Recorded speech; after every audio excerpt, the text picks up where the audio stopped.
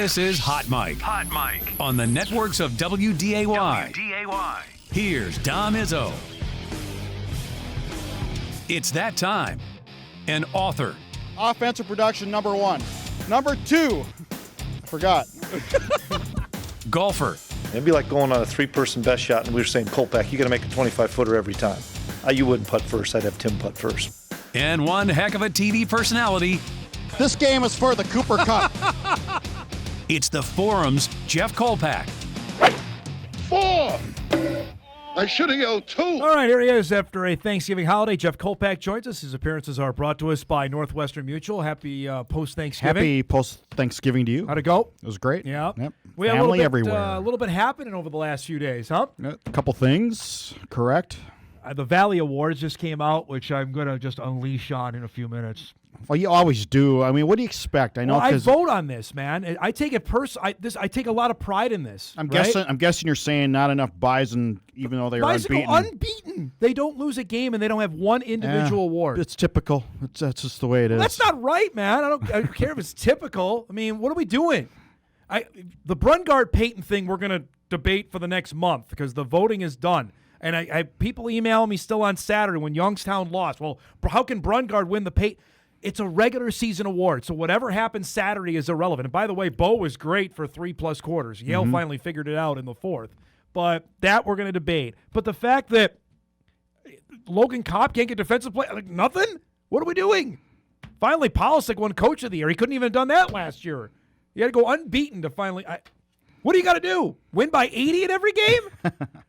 I'll save that diatribe for later. That's one of the problems is when you do win by convincing margins, kind of hard to rack up the stats. Correct, and that's the whole thing on the Payton Brungard deal because Payton didn't finish 9 of the games. Bo had to play every snap in every game. And why? Because his defense stunk, as you saw on Saturday. All right, let's get to the first. It's not big news. Well, it still is big news. We're 6 days removed from it. That this time last week, we're talking on – the rumor mill is obviously out there on Tim Polasek. Obviously, he interviewed. Oregon State came here to the Delta Hotel, of all places, to interview Polasek.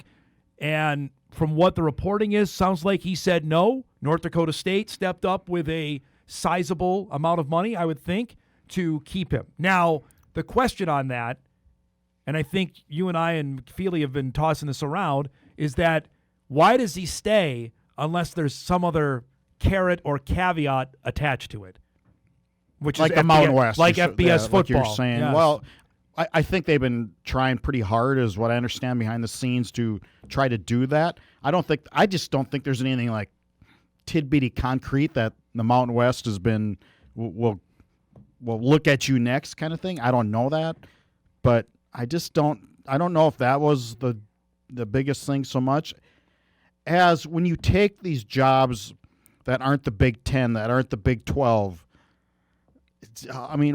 If you don't do great, you're gone. Saw that, and then there goes a career.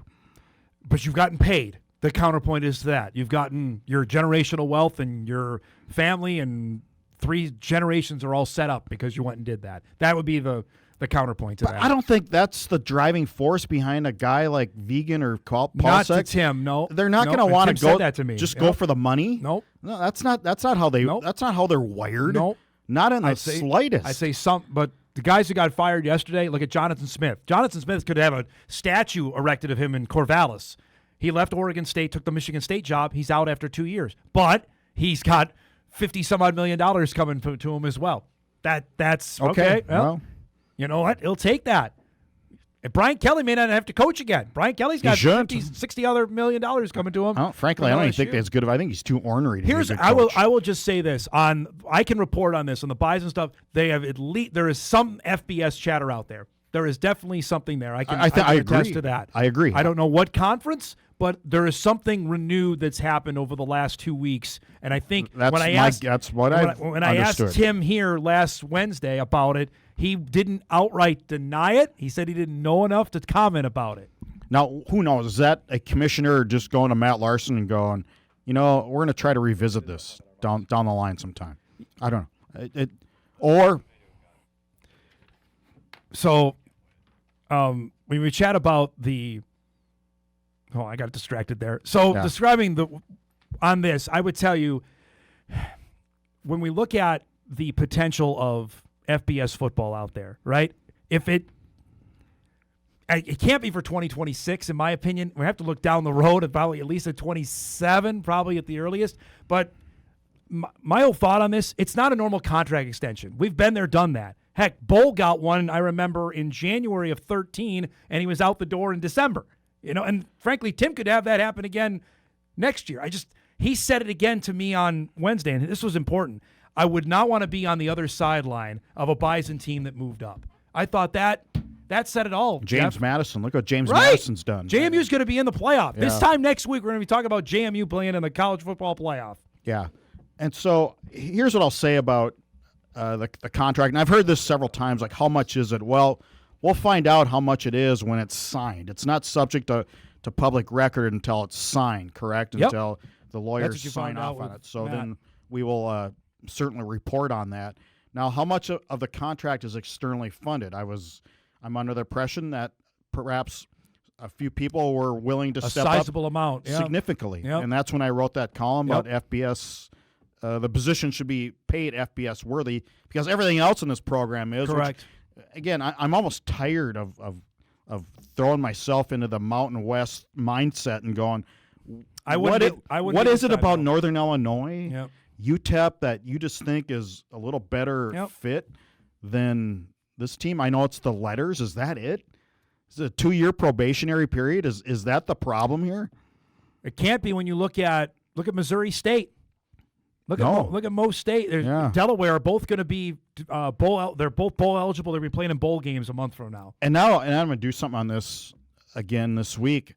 That the FCS, Missouri Valley should have 6 of 16 if it wasn't for the Youngstown choke job. They should have 6 of 16 left. The CAA, New Hampshire, wow. Yep. Just I told you non-existent. You and I, when we did the bracketology show, Villanova, New Hampshire's not good. Villanova is the one saving grace of the CAA. I don't feel great about Rhode Island almost lost to Central Connecticut. Correct. So, one-score game. Correct. So, Ohio Valley champ got boat raced at home. That's Tennessee Tech by UND. No one I thought going into that game, I don't think thought Tennessee Tech could win the football game, despite whatever UND's flaws were. Did Southeastern Louisiana practice offense this year?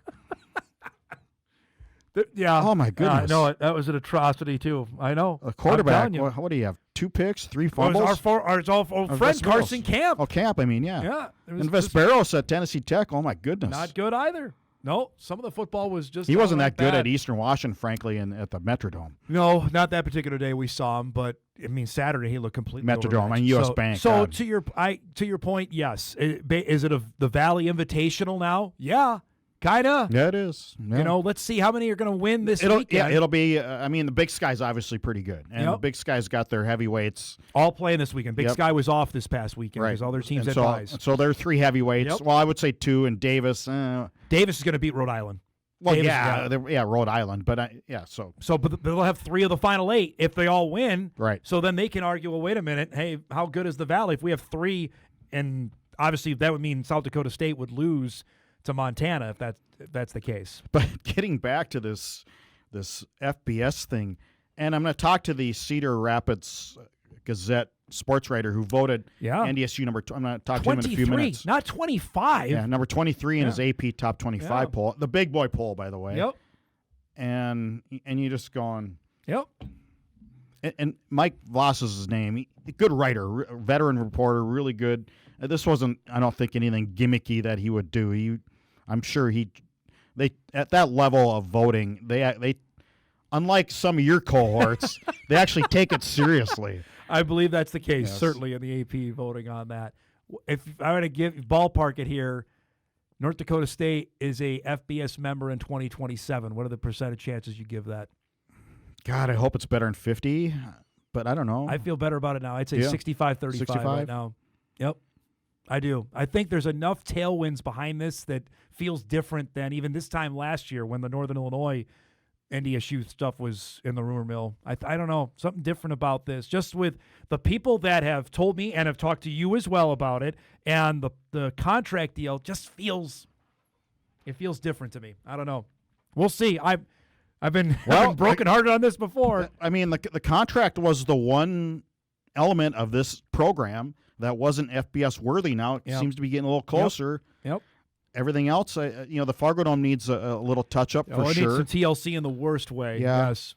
But everything else, I mean, again, I said it last week, the academic support, the administrative support, the nutrition, the athletic training, the coaching staff, the general support. I think there's some pretty big, heavy money behind this program. And if you go FBS, to me, it'll be much like when they went from Division II to Division I. Oh, the people come out of the woodwork. It brings money out that you didn't forever foresee. Ask Irv Iniger about that. Irv Iniger flew the country. And whoever thought when they were Division II, they'd have heavy hitters in Phoenix or Florida, which Irv really, siphoned money. Tapped into. He tapped into. Yep. They would come out of the woodwork on this one. If you're telling me that they're going to be in that level, and now there's opportunities to play games against the University of Minnesota, the University of Wisconsin, the University of Nebraska, those are all on the table now. And people can say, well, they wouldn't play them FCS. Well, FBS is a different deal here.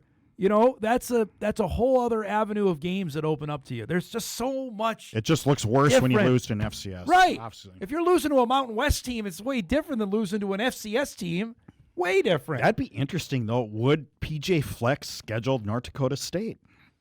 It's not up to PJ. It's up to his boss. And Mark Coyle, yeah, I think so. They need games. Everybody needs games. But they love the Northwestern Louisiana states of the world and the Bowling Greens of the world and the University of Buffaloes of the world. Okay, so if it's not Minnesota, Purdue needs games. Northwestern needs games. Let's go. I mean, something there's Big so Ten, much different that is out there. Heck, Maryland, Rutgers, something. Those are they cannot happen at this level. I think they could at FBS. Maybe I'm being pie in the sky on that, but to me, I think all those opportunities open up if that is the case. What do you think percentage of the fan base is now in favor of FBS? Oh, I'd say 80-20. It's 80-20. In my mind, for the people that I interact with or interact with me on this show, I think look, what's the attendance going to be this weekend? It's 10, a team that 11, you already know. 11. Right? That's 12. Probably, I'd say 11, probably 11-5. I mean, Polasek's already out there tweeting about getting people to the game. There's no buzz for this. And Illinois State's they're a pretty good team. This might be their biggest challenge they have until it was a pretty good game heading to the fourth quarter in normal. Yes. 18-16. That's what I'm saying. Like, this might be the toughest game they have. We'll get to this after the break of the next 3 rounds if they are able to win. When I saw the bracket, that's what I thought. That's what I'm saying. Like, okay, how many times can we do that? I love playoff football. When the games are tight, it's fantastic. I like the fact you get to play sometimes 3 or 4 because that's the argument. But look at the excitement around James Madison is a perfect example. Mm-hmm. JMU was here just, 4 years ago. Now they're going to find out Sunday they're in it. That's a huge deal. They're going to be in the first round play at a college football playoff Coastal game. Carolina was good there for a couple years. They were threatening before they fell flat this year. But I mean, Tulane is not because they're in the American, so I don't. It's the same, but Tulane's in that same boat where they could be in the college football play. That's what you want. You have one shot for it. You know what? Maybe it's not every year. Maybe it's once every 5 years, and you have a chance to do that. That's, to me, that's what the appeal of what the upper division is. And that's no slight because I love the playoffs, but this is how many times? 3rd, 4th time the Illinois State they're going to play in the playoffs? We've been down this road before. Yep. You know what I mean? And it's not even regionality either. No. It's just right? the way it's stacked up. It's just the way it goes, and it is what it is. Let's break. We come back. We'll dive into the matchup with the Redbirds and the Bison. Round 2 after Illinois State got by Southeastern Louisiana. I'll save my diatribe for the Valley Awards coming up in our last half hour as well. Back on Hot Mic right after this. Have you calmed down yet? No, I'm getting ramped up here for our next segment after you're gone because the Bison got 17 All-Valley selections. Pretty good. Which is great. Yeah. Not one of them could be individual player of the year. That just, come on. What are we doing? Linebacker, by the way, which we talked about this last week. First team, Logan Kopp, Malachi McNeil, Niekamp, and Tucker Langenberg from Northern Iowa. Langenberg's a good player. Northern Iowa stunk. The only reason he was on the field is because they couldn't play. I'd take Staling and Woolen over him any day of the year. Yes. Woolen was a second-team selection. Staling was a honorable mention. I don't know what we're doing here. Come on. Make it make sense. You got an email in the break? Yeah, a friend of mine goes, I don't want to see the Bison play in the Mayonnaise Bowl or the Strudel Bowl. See, we've been down this road before. It's just like, how many times you want to go to Texas? Well, don't knock it until you've been. I've heard of people who go to these FBS bowls. They have a blast. Yes, exactly. I mean, go to San Diego or Duke's Mayo Bowls. Las Vegas. I'll go to Charlotte. I'll go certainly to those two places you said. I'll go to Orlando. Yeah. Okay, so give me the Mountain West tie-in bowls. Okay, one's going to say Boise. Okay. Yep, that might be 1 year. You know what another year is, Jeff? Vegas. Yeah. Huh. Vegas around New Year's? Oh, boy. That'd be too bad. Come on. I've been down that road before, too. The Jets win. I thought you'd be in a better mood. I am in a great mood. I'm fired up, man. But that talk, you and I have been around the bend for 5 years on that stuff. And people, I'm sure, will, if this move happens, will go back and dig up my old tweets like, well, but NDSU would never want to play. I don't want them in the MAC. I don't want them playing Tuesday and Wednesday nights or Conference USA. Nope. I don't either. And I don't think North Dakota State wants that either. They want nothing to do with that. They don't need to go there. Nope. To me, it's a better program than playing on Wednesday. Yep. Exactly right. All right. So it's Illinois State. Before we get to the round two, you watched the game with Southeastern Louisiana. Was Illinois State that good? Sela that bad, or a little bit of both? I think since the first half of the South Dakota State game, which was 2 weeks ago, I'm not sure what happened to Illinois State's offense. Yeah, yep. They threw an egg against Southern Illinois. Lost by 30 at home. Looked pretty average. They almost got stopped on 4 straight times with the 1 yard line. Needed a trick play to score on a Tommy Rittenhouse touchdown there against Sela. Tommy Rittenhouse, he's a veteran guy. He's got some playmaking ability, which you need to win in the Fargo Dome in the playoffs. Victor Dawson has taken over at running back. He's a transfer from Cincinnati. I think he started at Merrimack, transferred to Cincinnati, didn't play much. Veteran guy. So they got some veteran guys. Sopkowitz is really good. He's one of the top in the league. Wide receiver. Absolutely. Yep. He's tough to handle. Bison they could not handle late in him. that game. They finally broke it away. In that first game in October, Bison fell behind. They got a safety that they got pinned deep on that one. I thought, though, running the football, they could do anything they wanted. They had no answer for Peyton. I thought the stretch run game in that one, Jeff, Barika got to the outside, and they did whatever they wanted on that. And they did that in the second half when they went to that different philosophy. And remember, this was a night game, too. The Bison, you're sitting around all day. That's just not the easiest thing. I think it's a different vibe now with having the week off. Illinois State has to go to Louisiana and back, now up here. It's just had to stay an extra day, too, because of the weather. They couldn't fly back Saturday night. They had to fly back yesterday because of how bad the weather was in Illinois. I think the bye week, and I know you've written this to death as well, talking about how many different times we've done this. They are really good, and Polasek already had a whole plan together on what they were going to do. He put that together 3 weeks ago. Yes. And it's the Craig Bowl blueprint, I believe, that Craig put together early on in the playoff run. Jim Kramer's been the one common denominator with all of that. He's obviously a part of this plan, I'm sure, and they got it down. Facing a Valley team now, this is, I believe, the 4th separate time they faced a Valley team in the second round. Twice over was the Jacks. Southern Illinois was the last one in 2021. What do you make of a second time around? I mean, they know Brock. Polasek sat right here and said, we know Brock. We know what's going to happen. They know each other, right? I don't think it's anything. It's not like they have to dive into all day Sunday on the game plan. Right, that they're going to throw the kitchen sink at NDSU. That's not SPAC's way of thinking, that they're going to do some wild generally plays conservative here. guy. He'll punt more than most coaches do these days. The one thing I'll say, Rittenhouse has never played up here, and that whatever the crowd is going to be on Saturday, the last 2 times they played have both been in normal. This is going to be a different element for him. And I didn't realize that. You're correct. Illinois State Right. quarterbacks have not fared well up here. Roberson never played in this building. And the last playoff game here was 9-3. Was Bryce Jefferson at quarterback? Oh, he couldn't throw it into the ocean. It was the James Robinson show because they had the best running back in the country lining up behind him. That was all the offense they had. Rittenhouse never played a game up here, and he was better. 24 when the Bison hammered him in normal, not good. The game in October, Rittenhouse was pretty good. Pretty dynamic. Yes, Yeah. he was better. I would say if you want to rank the Valley quarterbacks, and Mason's out of it because he didn't play enough this year. You can have Brungard, Payton, whatever you want to go there. DJ Williams probably from Youngstown, and I'd probably put Rittenhouse there.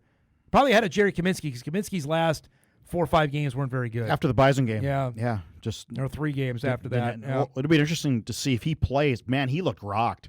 I mean, he was on the sideline. He looked like he didn't know his name. You're talking about Jerry Kaminsky here. Yeah, and I know the story. Tom Sawyer is he told his coach, I'm good. Well, of course you're going to tell. No, there were a couple shots actually that ESPN had of him on the sideline and sitting down. He looked like he was not well after that. We'll see with UND's game hopefully with he is. Tarleton. Yeah, because frankly, way UND's defense played, that might be I know Tarleton's electric offensively, but that might be a pick'em for me on Saturday, that UND Tarleton game when that whatever the line ends up being, that's a coin flip to me. Give me good D this time of year. Right. And Absolutely. Schmidt's team, they forced 6 turnovers. Again, I know Tennessee Tech is not Tarleton, but that was a beatdown there.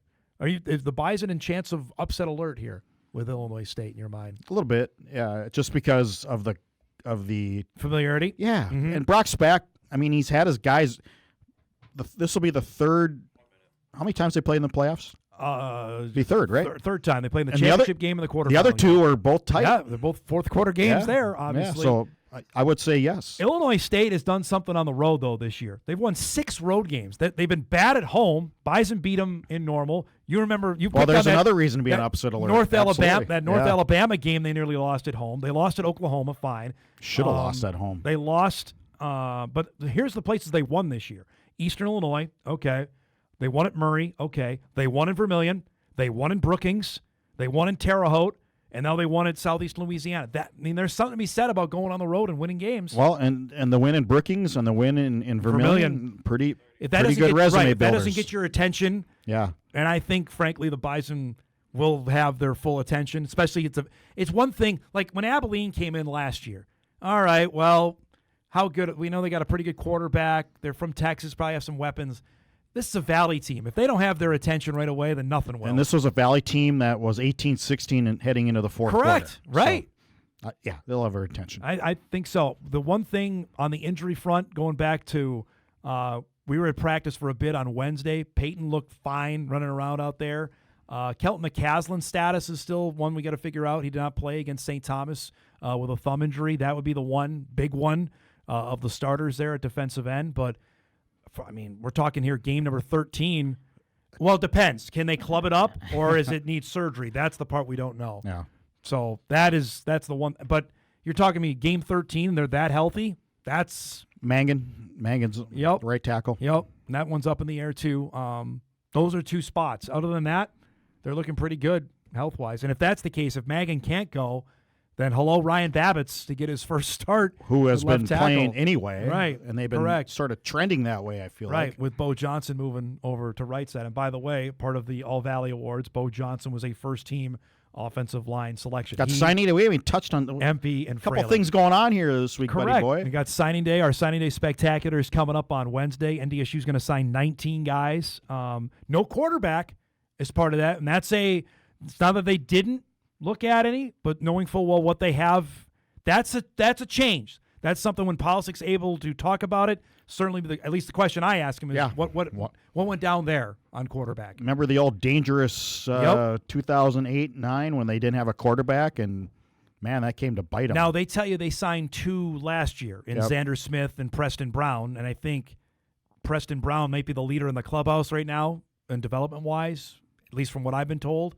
Because I'm not at scout practice, I don't see that, but from what I'm being told, he's developed. But they do not have a quarterback as part of this class. And obviously the transfer portal wasn't around in 2009, so you have that. Yep. If you ever push came to shove. I will tell you, though, they got out of the state of Wisconsin, take this for what it's worth, of the top 25 players, high school players, the Bison have 3 of them. That's pretty darn good. I mean, Wisconsin is fertile. The Bison have 3. They have the number 9, number 14, and number 23 guys out of the state of Wisconsin. An offensive lineman who had Tucker Thieneman. Offers from Ole Miss. Your guy Lane Kiffin offered him.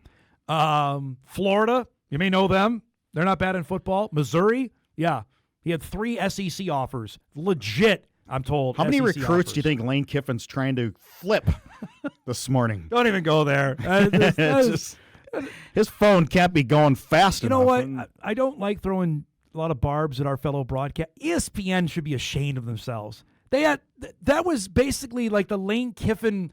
He opened it up to him game day. I haven't watched game day all year because we're on the air. They were all apologists for it.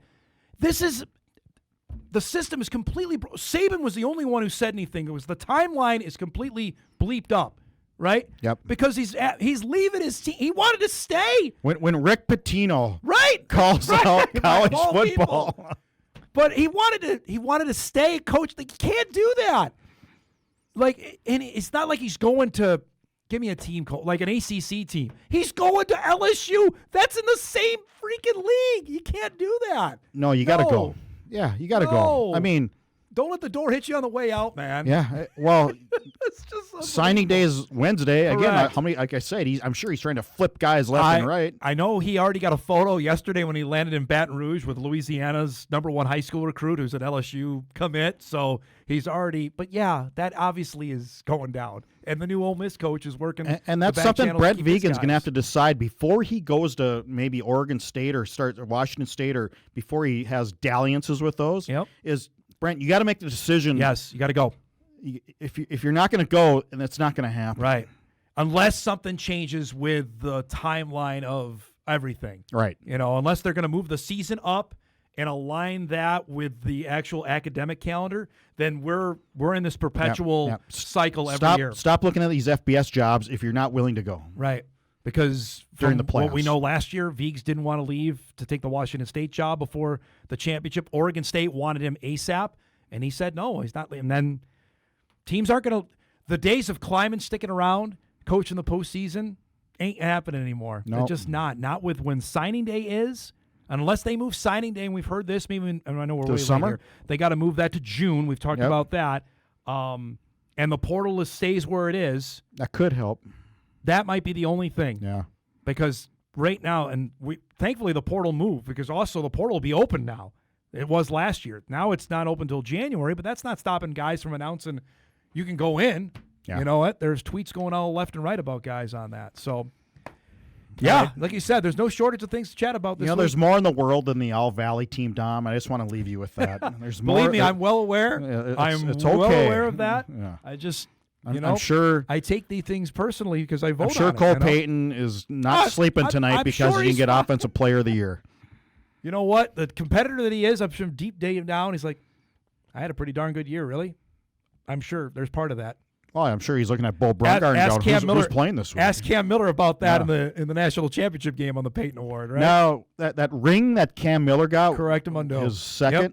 It's a little bigger than and a little more impactful than a Tommy Malott would probably want he'd trade that in a heartbeat. Yeah. There's no doubt about it. Great stuff, bud. We'll see you on Wednesday for our signing day show. Sounds good. All right. Jeff Kolpack joins us each and every Monday. His appearances are brought to us by Northwestern Mutual. All right, we'll break. We come back. We'll do our FCS roundup, show the highlights of what happened this weekend. And, yeah, I got a couple minutes on the Valley teams. We'll do that on a busy Monday. We're back on Hot Mic right after this.